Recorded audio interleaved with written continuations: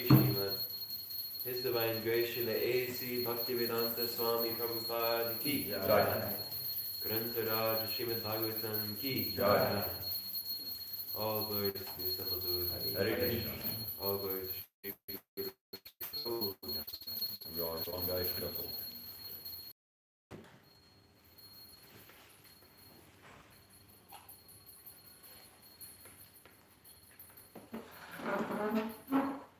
Good morning, everyone.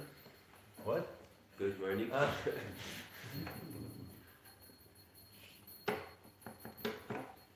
Thank you, everyone, for coming to the Srimad Bhagavatam class this morning. And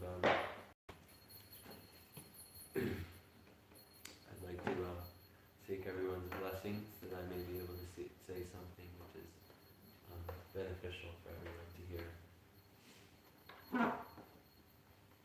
So this morning, as every morning, we'll be reading from the Srimad Bhagavatam, which is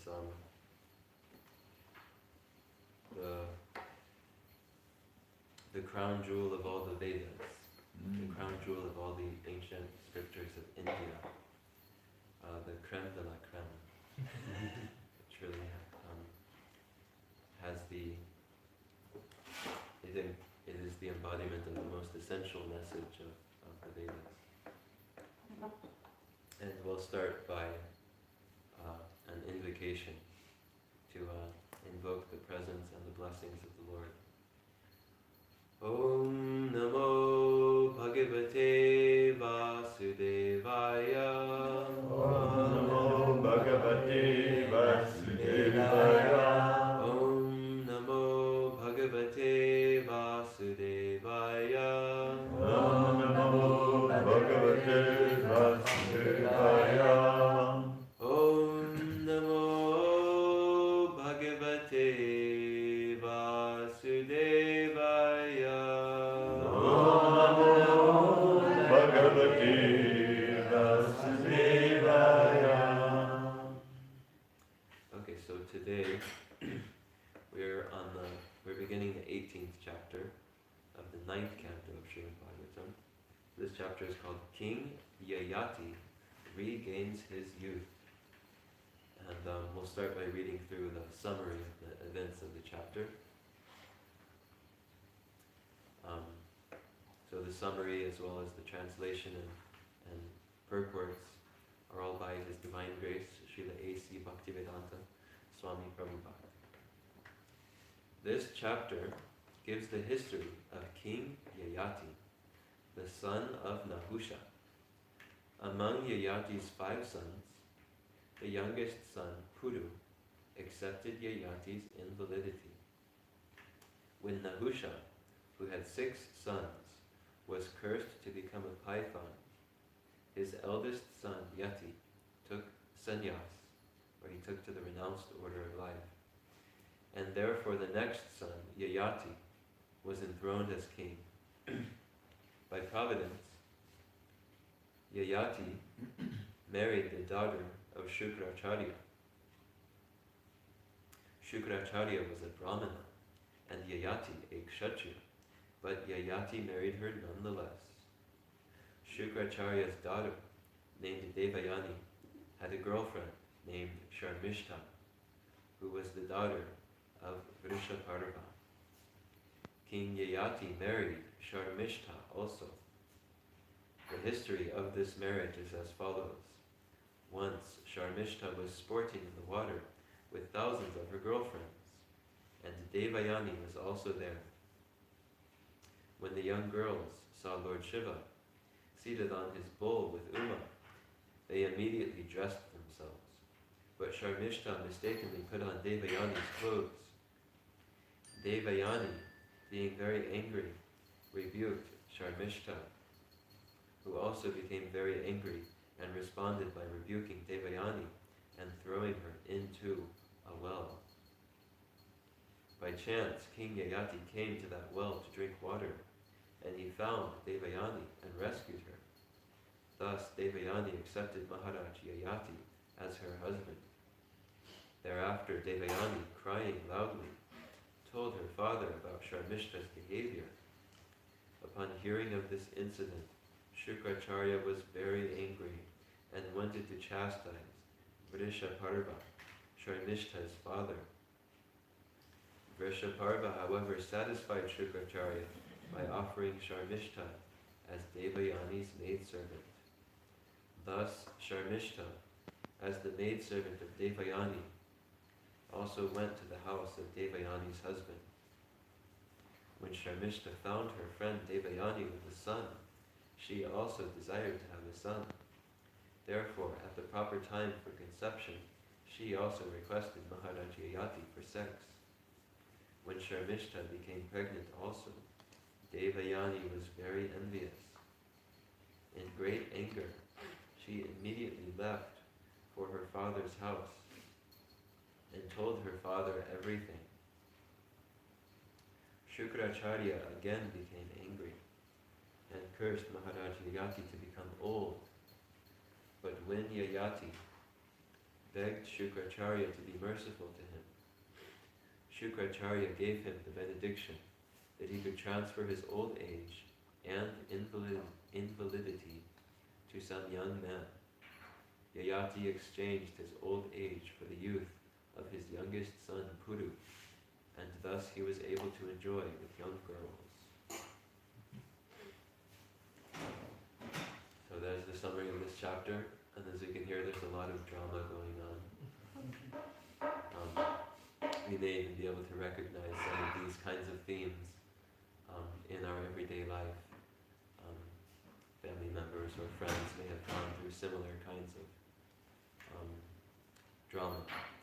And what we'll learn as we go through this chapter is that we're not just hearing about this because it's exciting or interesting or it's some juicy gossip, but actually there's so many lessons that are going to be pulled out from these incidents. Because I think there was some U.S. president, was it Abraham Lincoln, I think, who said, I've never met a single person that I have not been able to learn from, or I've never met a single person who was not able to teach me something. But the thing is that most of the people I meet, they're teaching me how not to behave, whereas only a few are actually teaching me how to behave. So we can actually equally take a lesson from persons. Consider them a kind of teacher, regardless of whether or not their behavior is exemplary or not, or we may learn what to avoid doing. So the verse that we're going to read together on the board is verse 2. So I'll just read verse 1 myself. Shri Shuka Vacha Yatir Yayati Samyatir Ayatir Viyati Kritihi Sharime Nahushasyasam Indriyani Videhinaha. Shukadev Goswami said, O King Parikshit, as the embodied soul has 6 senses, King Nahusha had 6 sons, named Yati, Yayati, Samyati, Ayati, Viyati, and Kriti. Now text 2, which we'll sing together. Rajam Naichadyati Pitra Rajam Chadyati Pitra Datam Parinamavit Datam Tat Parinamavit Yatra Pravishta Purusha Yatra Pravishta Purusha Atmanam Nava Buddhyate Atmanam Nava Bhujyate Rajam Naichadyati Pitra Rajam Chadyati Pitra Datam Tat Parinamavit Datam Tat Parinamavit Yatra Pravishta Purusha Yatra Pravishta Purusha Atmanam Nava Buddhyate Atmanam Nava Bhujyate Rajam Naichadyati Pitra Rajam Chadyati Pitra Datam Tat Parinamavit Datam Tat Parinamavit Yatra Pravishta Purusha Yatra Pravishta Purusha Atmanam Nava Buddhyate. Atmanam Nava Bhujyate. Let's go ahead and chant. naichadyati pitra Rajam naichadyati pitra tat parinamavid tatam tat parinamavid yatra pravista purusha yatra parishta purusha atmanam nava buddhyate atmanam navabhudyate Rajam nishamyati pitra Rajam naichadyati pitra datam tatva prinamevi tatam tat parinamavid yatra pavitra purusha yatra parishta purusha atmanam navabhudyate atmanam navabhudyate Rajam nechatyati pitra Rajam naichadyati pitra natam tat parinamavid tatam tat parinamavid yatra parvishta purusha yatra pravishta purusha atmanam navabhudyate atmanam navabhudyate Vaishnavis?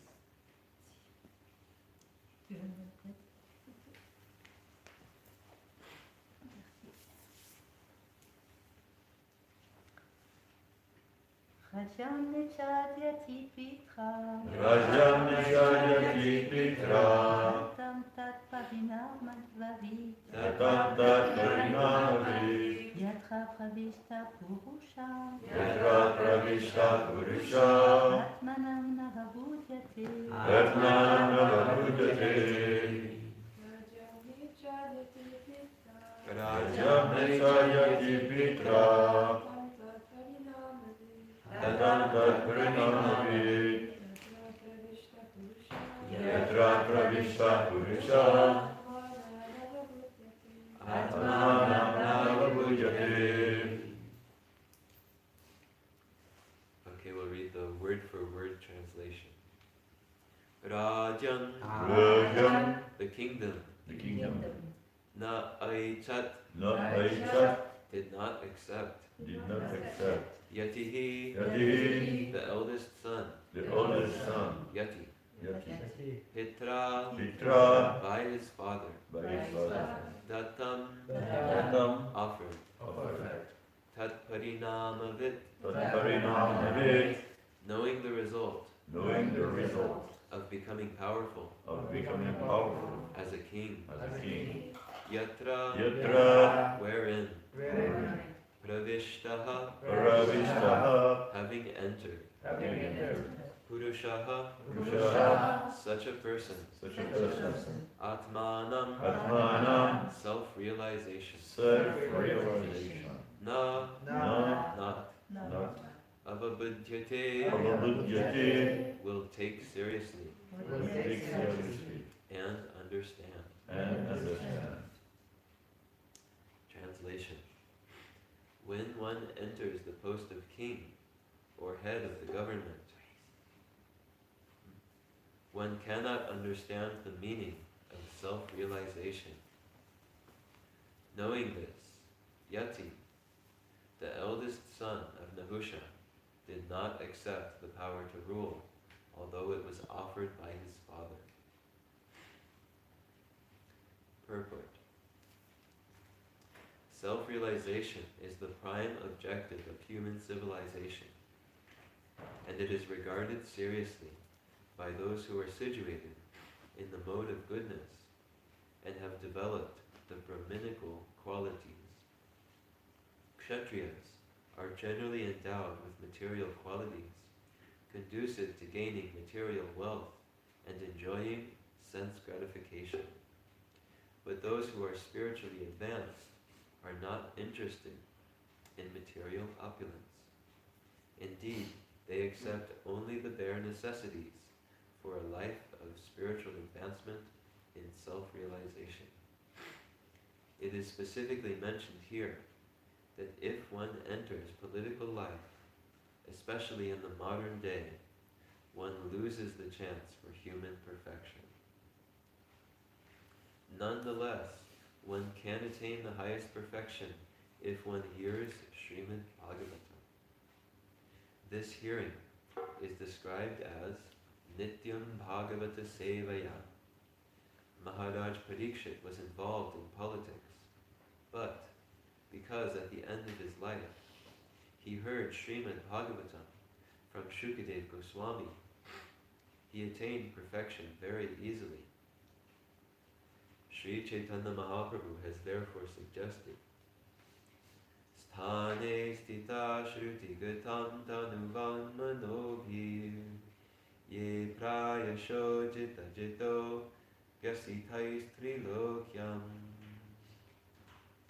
Regardless of whether one is in the mode of passion, ignorance, or goodness, if one regularly hears Srimad Bhagavatam from the self-realized soul, one is free from the bondage of material involvement.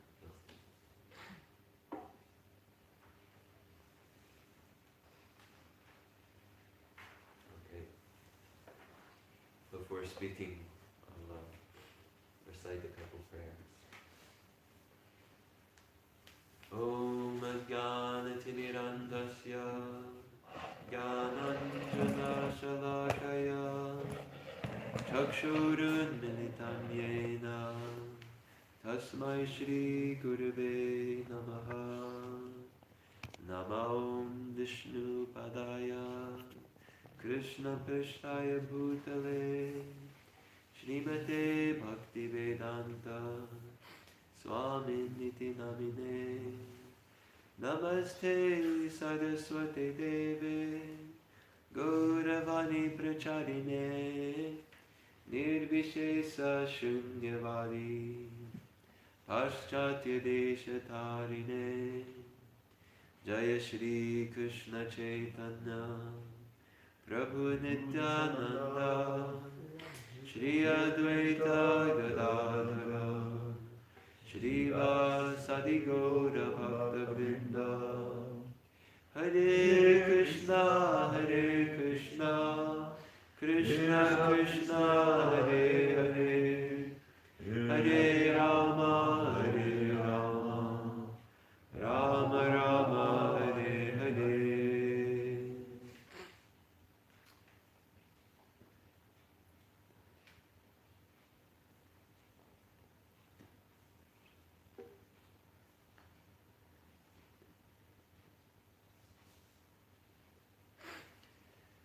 So I'll repeat the translation one last time. When one enters the post of king or head of the government, one cannot understand the meaning of self-realization. Knowing this, Yati, the eldest son of Nahusha, did not accept the power to rule, although it was offered by his father.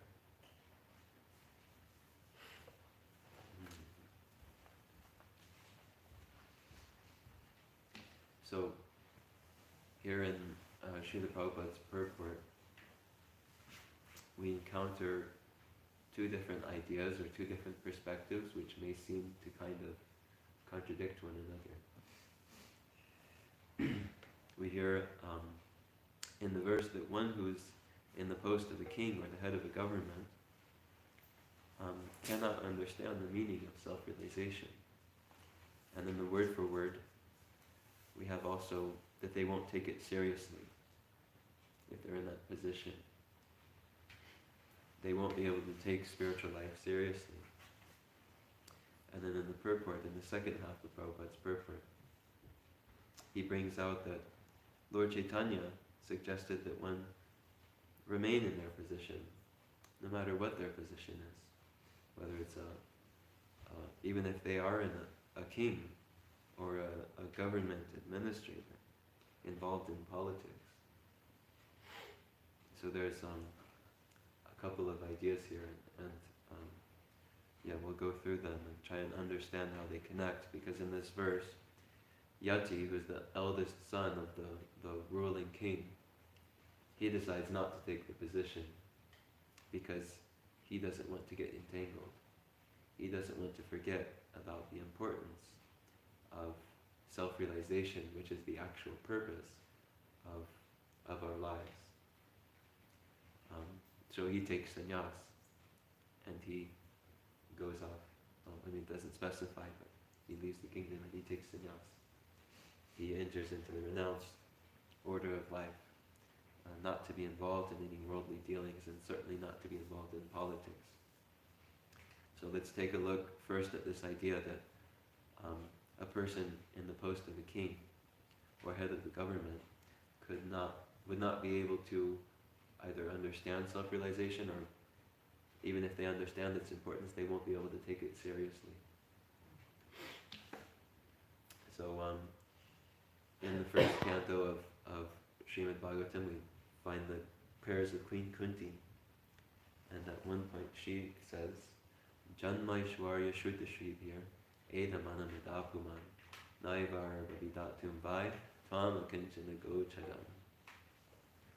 She gives a warning about 4 things that basically intoxicate a person and corrupt them and entangle them in materialistic life. She speaks of janma, which is high birth or a good birth, or having a high status in life or in society. She speaks of Aishwarya, which is wealth, money, riches, opulence. She speaks of Shruta, which is to be a greatly learned person, have knowledge, to be a knowledgeable person, or to be considered an expert, either overall or in a particular field. She speaks of Shribhi, which is beauty, it's physical beauty. And she says that actually these 4 things, they make one intoxicated. So intoxicated that they forget the actual purpose of life. They forget that the purpose of life is self-realization, to inquire about who I actually am and who is my original divine source. Where do I actually belong? Where do I come from? And what is my purpose?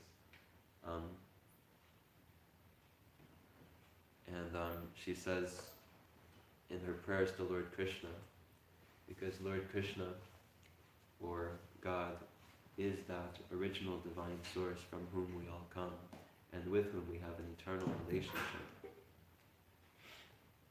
We have an eternal relationship of loving service, and that one Supreme Person may be known in different traditions in the world at different times or places in the world through different names such as Allah or Jehovah or Buddha.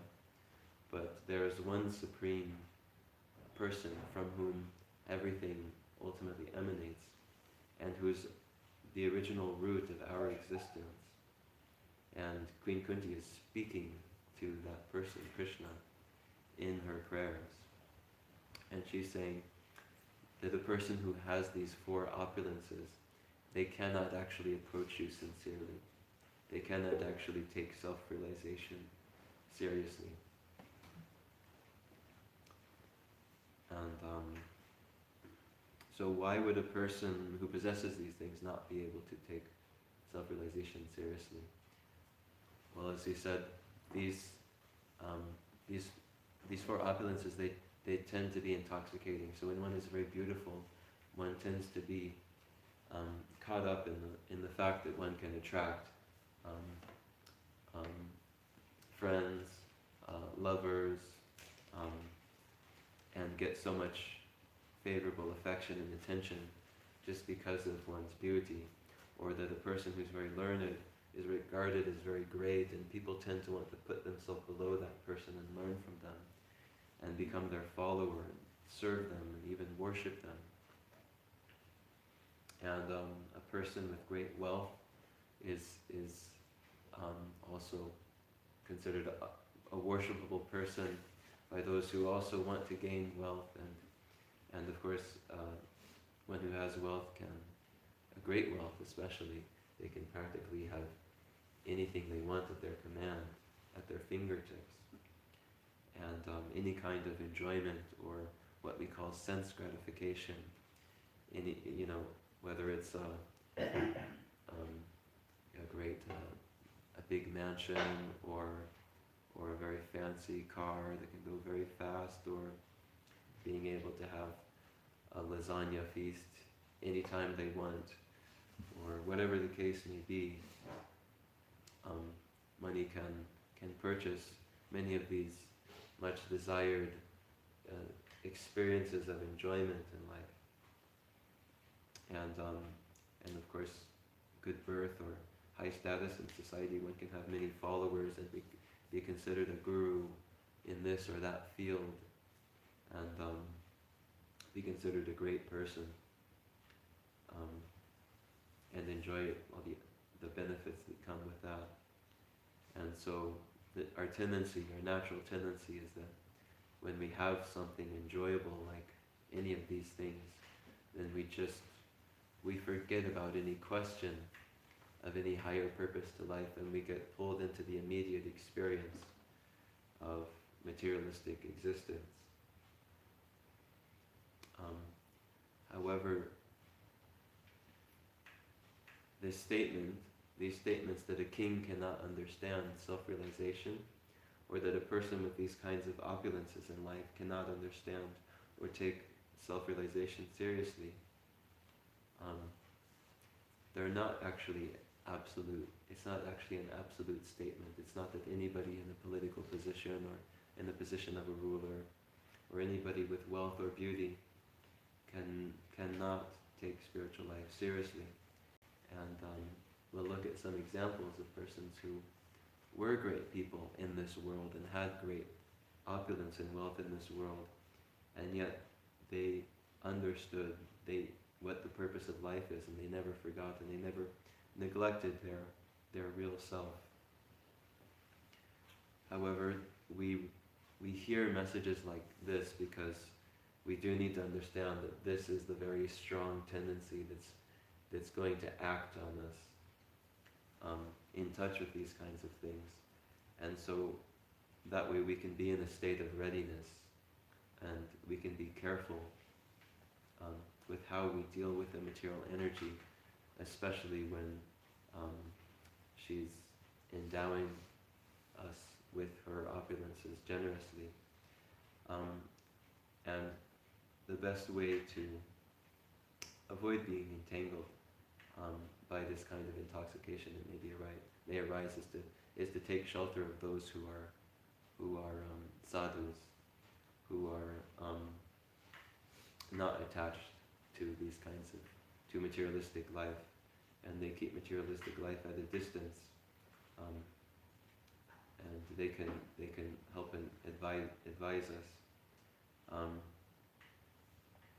So actually, the real essence of practicing spiritual life is not to just put ourselves at a distance from the material energy. Srila Prabhupada states that actually the real essence is, as given by Chaitanya Mahaprabhu, actually you can stay wherever you are, but you should hear this supremely spiritual message of the Srimad Bhagavatam every day. We're so fortunate that we're hearing that message right now.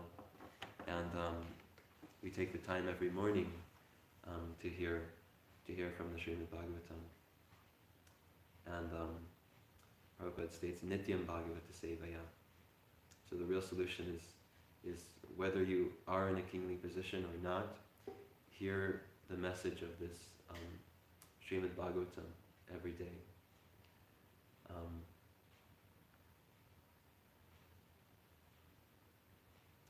And we have an example of a king who was present at the same time as Lord Chaitanya. He was a king who had great opulence, but he also had great devotion for Lord Krishna and for Lord Chaitanya. And his name was Prataparudra, King Prataparudra. And when he heard from his spiritual master that this great saint named Krishna Chaitanya, when he heard that this great saint named Sri Chaitanya was actually Krishna himself, having personally descended 500 years ago, then he had such great faith in his Guru that he immediately accepted, this is the Lord himself. And he therefore desired to have his association, to seek his association, to seek his blessings. And so he wanted to meet with Lord Chaitanya. But when he expressed this desire, and I believe it was Sarvabhauma Bhattacharya who tried to, who approached Lord Chaitanya to inform him that this king Prataparudra, he has such great devotion for you, and he deeply desires to have your audience. Will you please consider meeting with him? And Lord Chaitanya, because he was in the position of a sannyasi, he was in the renounced order of life, he's not meant to be involved with any worldly dealings, especially politics. He was following faithfully this principle, and he said, I cannot associate with a person who's involved in kingly life, in politics, in ruling. And so he refused to meet with Prataparudra Maharaj.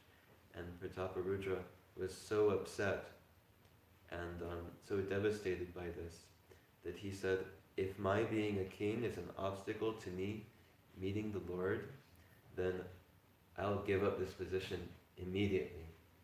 I refuse to remain here for another second. And of course this was a frightful possibility for the devotees, because they wanted to be ruled by such a great king who knew the real values of life, who understood that spiritual life is meant to be the center of everything. They didn't want him to step down from that position. So again, they went to Lord Chaitanya, or they made an arrangement by which Prataparudra would be able to meet Lord Chaitanya, so that he would not feel that he had to give up his post. That his example is a very potent example of this principle of sthane stita, that one can actually remain within one's position and still perfectly cultivate spiritual life and attain the perfection of human life. He was willing to do everything for Krishna in his position as a king, but in the moment that position would get between him and Krishna, he was ready to give it up. So then what happened is they arranged that he could meet Lord Chaitanya. And when he spoke with him, he told him that he was ready to give up his position as a king. But Lord Chaitanya, he said, no, I'm very pleased with you in this position. You stay in that position, and you worship me, and you serve the devotees with that facility and with that opulence that you have. And so this is one ideal example of the principle that rather than leaving one's kingdom or one's life or one's occupation or one's family or whatever one may have or whatever situation one may be in, one is actually more strongly advised by Lord Chaitanya himself to remain in that position and practice devotional service, make advancement in spiritual life from that position. And this is not the only person that Lord Chaitanya told to remain where they are in their position in the world, rather than giving everything up to become his follower. Can anybody think of other examples? The Kurma Brahmana. Yes, so there's a Brahmana, or a great saintly person, a great priest who met Lord Chaitanya, and as soon as he met him, he was so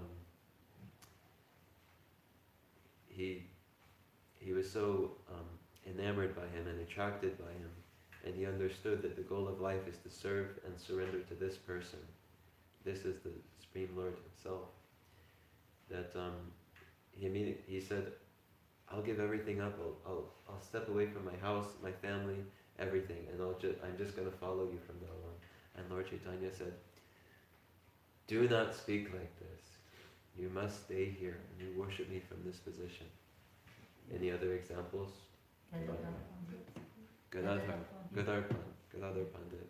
He was the priest of the Tota Gopinath temple, and he he had also taken a vow of kshetra sannyas, which means it's a different kind of sannyas. It's a sannyas where you stay exactly put where you are in one place and you just never leave that place, and that's your manifestation of renunciation. So he vowed to just stay there in Jagannath Puri, worshipping Krishna in the form of the deity, Tota Gopinath. And he wanted to give up his worship of that deity, give up his priestly position, and even just completely forget about his vow and follow Lord Chaitanya. But Lord Chaitanya insisted that he not come. He was following Lord Chaitanya out anyways against his order, and then eventually Lord Chaitanya became very angry, and Gadadhar had to go back. Lord Chaitanya wouldn't accept to go on with him following him. The wife of the Brahmanas. The wives of the Brahmanas.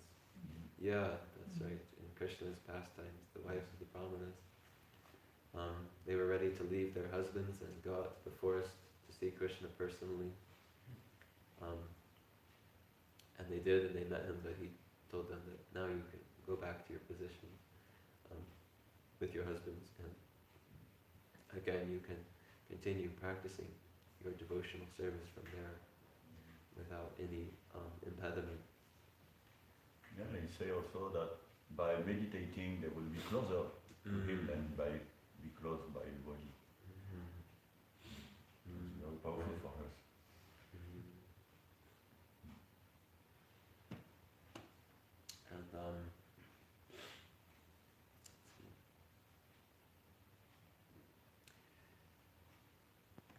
Yeah, so it's actually quite an important principle, and there's really part of it is for respect to the fact that there's a purpose to being in a particular position and having a particular kind of prescribed duty.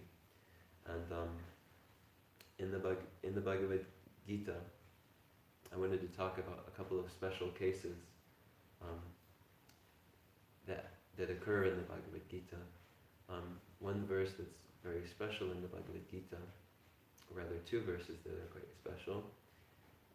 They both begin with Man mana bhava mad bhaktir madhyaji mam namaskuru, which is Krishna saying, always think of me, worship me, become my devotee, offer your homage unto me. And what's unique about these two verses is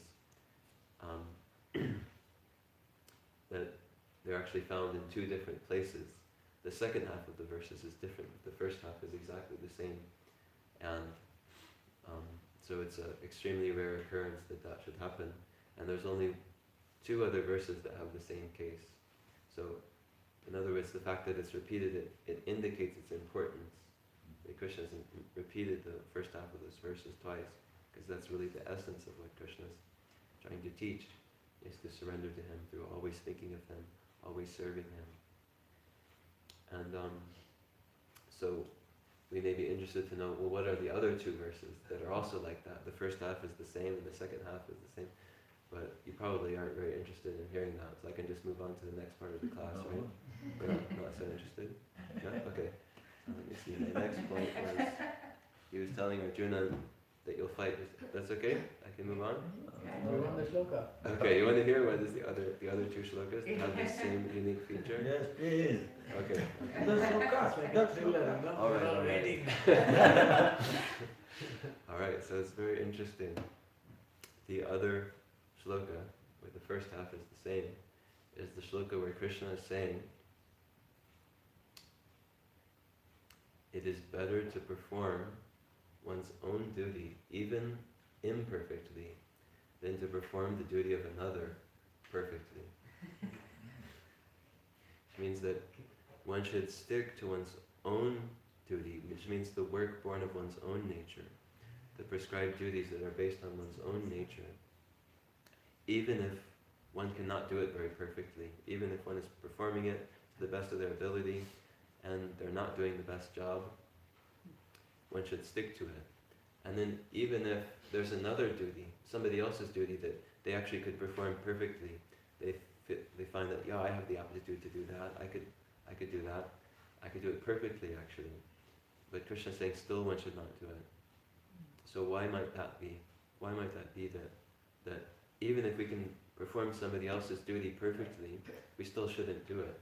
And even we're performing our own imperfectly, we should just go on staying in that position. Well, essentially the reason is that the work which is born of our own nature will purify us if we perform that according to the natural prescriptions for that duty that Krishna gives in the Shastra. Basically, somebody else's duty is not our medicine. When we perform our own duty under Krishna, then it acts as the medicine it's perfectly suited for our particular mentality. And an example of this is Krishna is telling Arjuna, on the battlefield he wants to give up the fight, even though it's his duty to protect people as a kshatriya. He wants to give up the fight, and he wants to renounce and go into the mountains and meditate, because he feels that is the spiritual thing to do in this situation, not to fight and cause bloodshed. And one thing that Krishna tells Arjuna at one point is that actually Arjuna, even if you renounce this fight and you go off into the mountains, you'll end up fighting just the same. You'll end up fighting just the same. Because it's his nature to fight. He can't avoid that nature. But the difference is that if he fights in this situation according to his dharma, according to his duty, which will purify him, then he'll be able to attain perfection through doing that as an offering to Krishna. Whereas if he renounces, then he goes into the mountains and then he's there and there's another sadhu nearby, and that sadhu steals his kopins one day and they may get into a fight, and that's not going to purify him, that's not going to help him to attain perfection. So because it's his nature to fight, he's going to end up picking a fight somewhere, somehow. So better that should take place in a safe framework, within a framework that's meant for our purification. And Krishna says in the Bhagavad Gita that I've actually created these different divisions of duties. As a brahmana, which is an intellectual or basically the brain giving the spiritual vision to society, those are the sages. The kshatriyas are those who protect people from harm. They run the government administration. They see to the security of everybody's homes and daily life. The Vaishyas, they're engaged in growing the food, caring for animals and milking the cows and providing human society with the sustenance that everybody needs, the nourishment that everybody needs. And the Shudras, those who are laborers, and they're helping the other classes to perform their various duties. They're giving a hand to everybody. This is a natural system, and there's also the stages of life. Student life in the beginning as a brahmachari, household life, where one accepts to interact with the material energy a lot more, and then again vanaprastha life, and one starts to retire from interacting with material energy and being involved in politics and various spheres of life, business, etc. And then sannyas, where one completely gives up all attachment to the material world and wanders as a teacher, as a spiritual teacher. All of these are he says that I've created these divisions based on the natural work and the inner natures, the natural psychological characteristics of each person. So then, if we accept our own position, which is given to us according to our nature, then performing that duty for Krishna will purify us. And if we accept somebody else's duty, it's not going to have that effect. It's just like, if you think of it as a medicine, then I may have been prescribed a certain medicine, but I find it very bitter. And I see that my friend, according to his sickness, he's got another medicine, but it's like a very nice kind of sugary syrup that he has to take. and I think like, oh, I'll take that medicine. That'll do. I like that one better. It tastes better, and I'm sure it'll cure me just the same. So it doesn't work like that. So then Krishna is telling us, even if you can perform somebody else's duty perfectly, perform your own, because that's the one that's going to take you towards perfection.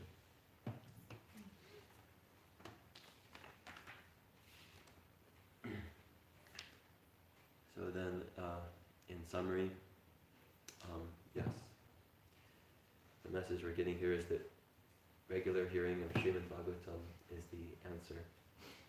No matter what position we're in, what our occupation is, what our service is, what our nature is,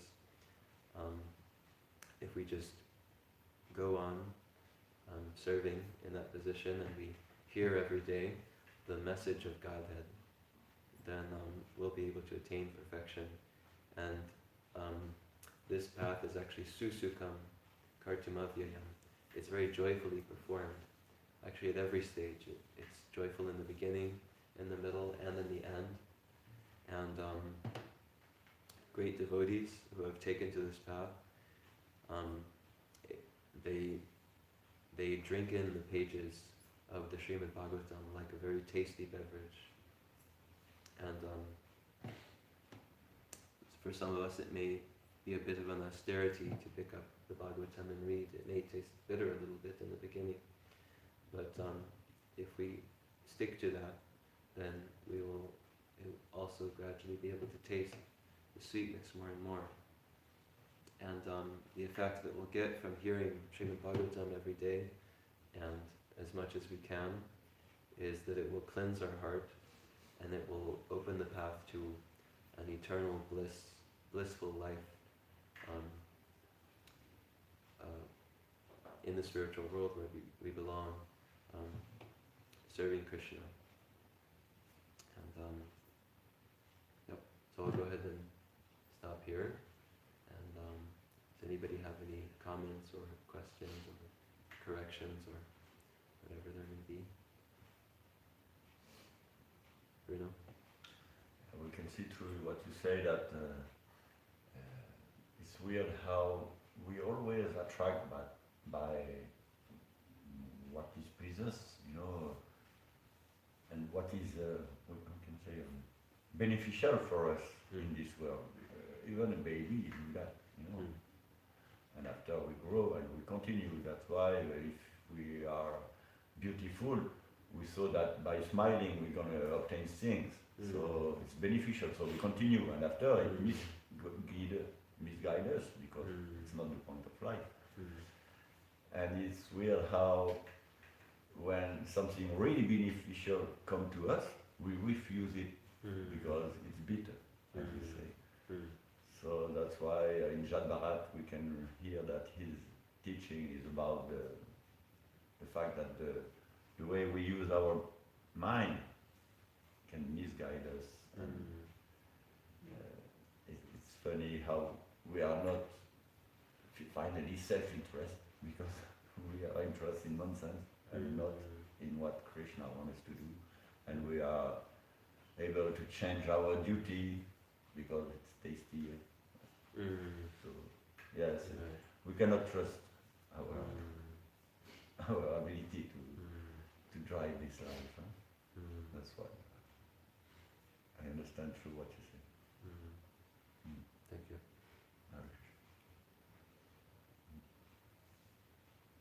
Anything else? Tishalila? So, is the reason we're attracted to someone else's medicine, is it just because we think that taking that is less painful, or is going to be less suffering, or not as difficult? Is that the attraction for not wanting your own medicine and someone else's?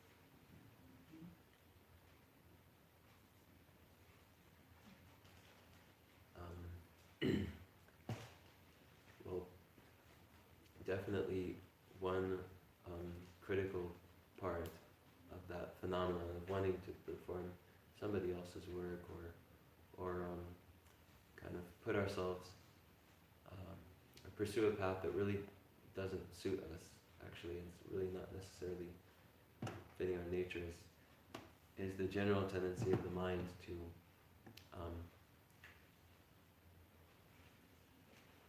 to just kind of get tired of the toy that it's playing with at the moment.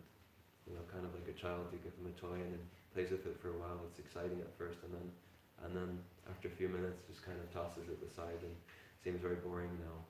And then so I want something else now, and I want something else now, and we have this tendency to change our position all the time, actually, because we're not satisfied. We think that we get a conception in our mind that if I can just arrange my life like this, I'll be happy, I'll be satisfied. But actually that arrangement is just another attempt to interact with the material energy and kind of pull some pleasure from the material energy. But actually, by nature, we're not these material bodies, and we're not material at all. And so matter, which is temporary and which is not conscious, it's dull matter, it actually has no capacity to give pleasure to the spiritual living soul. And it's an incompatibility. We are eternal, matter is temporary. We are conscious, matter is dull and unconscious. We are of the nature of being in a state of happiness and bliss, but matter is a cause of misery for us. So no matter what the arrangement is that we make, we can't be happy by any arrangement of matter. So we go into one position, we get there, we're so excited, and then after a few days there, we're like, no, this is where I needed to go, over here. And then we bounce ourselves over to that side of the planet, and then after a little bit of time there, the taste is gone quickly, like chewing gum, like you put some chewing gum in your mouth, and the first 3 chews are ecstatic, and then after 5 more chews, it's like, well, there's still a little bit of flavor left, and then there's just nothing. It's like the whole experience of pleasure is gone in just 30 seconds to a minute, and then you feel like, I want another piece. Can I put another piece in? It's like, well, you can keep going like that. How many pieces can you fit in your mouth? So yeah, it's actually all enjoyment in this world is like that, and so that's why we're always wanting to change positions, and the mind is never satisfied with any position. But we can actually get, so if we act on the platform of duty, we're actually better off because we won't be flung this way and that.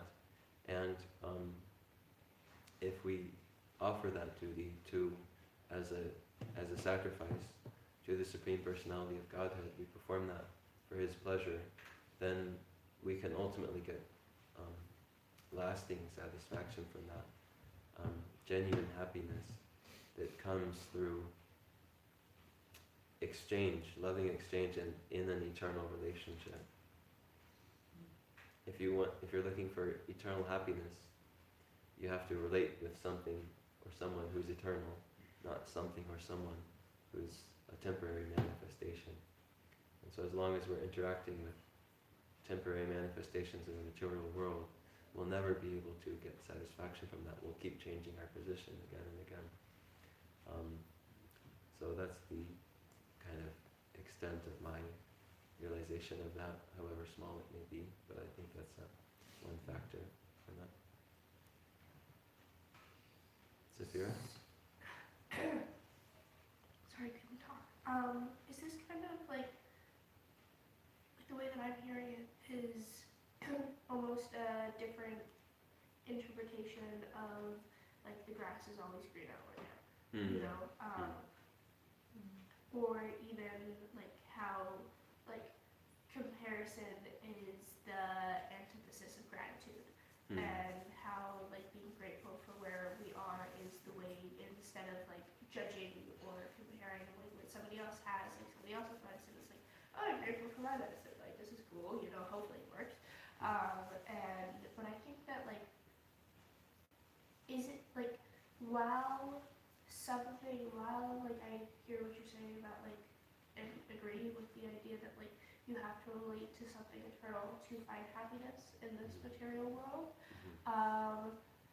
like, isn't there some, like, something good about our innate ability to decipher when something is beneficial or harmful for us, and like being able to switch our positions and being able to be like, hey, I'm not happy here, like this is not giving me happiness, I'm gonna try this. And like, I think I'm taking this very personally, and so I'm like aware of that, but isn't there, like, what is the positive side about being able to switch when something no longer works? I think that's what I'm getting at. Yeah. So yeah, there's definitely there's definitely a need to switch also sometimes. So it's mostly describing in relation to how the mind works, because the mind is by nature chanchala. It means flickering. It's always wanting to go here and there, and just according to whatever the latest kind of impression it's got of things. So the mind will accept one thing, one moment, thinking this is going to be great, and then the next moment it may reject the same thing. And it's kind of like you said, like the grass is greener on the other side. That's kind of like the eternal motto of the mind, is that the situation I'm not in, that's the best one. But that doesn't mean that every kind of it doesn't mean that every impulse to change, or any time that we feel a need to change or have a shift in our life is necessarily coming from that place.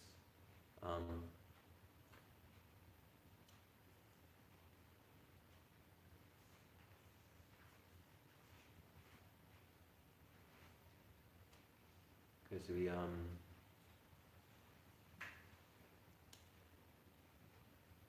one of the functions of the intelligence is to recognize that when we're not in a good situation, and it's our nature as spirit souls to seek happiness. And so it's actually ultimately our dissatisfaction with any situation that we could possibly be in. It's ultimately coming from the soul, actually. The soul recognizing, consciously or unconsciously, that I don't belong in this spot. I don't belong in a situation where I'm not happy. Because it's actually our natural birthright to be happy. That's our nature. The nature of our original divine source, God or Krishna, is that he's always full of happiness. He actually is happiness. That's his composition. He's happiness. He's eternality. He's knowledge or consciousness. And he is the form of that. And we are basically, if he's the original fire, we're like sparks emanating from him. And so we also have those same qualities in a more, in a smaller package, you could say. But that's also our nature, is to be happy. So anytime that we're not happy, we feel there's something wrong here. There's something wrong here. And so actually in that sense, we are meant to try and shift into a position where we can actually find that lasting happiness. And so if we can come into contact with a genuine source of knowledge of who we are and what's going to actually make us happy, although the details of that may be so many, may be various, but in essence, what's going to make us happy as spirit souls, then if we can hear from that source and follow the prescription given in there, then we can make our way towards that genuine happiness. And so that impulse to want to change, to become more happy is also valid. We just have to be careful that we're following, we're looking for that in a way that's not going to be us following the mind again and again. So we want an informed quest for happiness, rather than an uninformed one that's just following the impulses of the mind. And so that's what we're seeking in spiritual life, is that the Srimad Bhagavatam is offering us knowledge about who we are, what this world is, what the spiritual world is, who the original Supreme Person is, so that we can make an informed quest moving towards that happiness that we're seeking. And there's many persons who have already applied this path in their life, and they're empowered to be able to guide us. And so if we advance on that quest while taking support from these elements, then we can be sure that when we recognize there's a shift, that it's a positive shift and not a negative shift. And well, we're 15 minutes past the time that I was supposed to stop, so I'm going to go ahead and stop there. That was a really nice question. Thank you for sharing your thoughts and asking. Okay. Srimad Bhagavatam ki Jai. Srila Prabhupada ki Jai.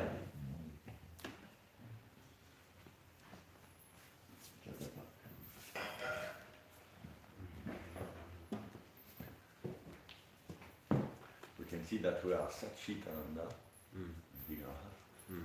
but also in spiritual world supposed to be always new. Always new. Every day is Mm. good. So that's why sometimes we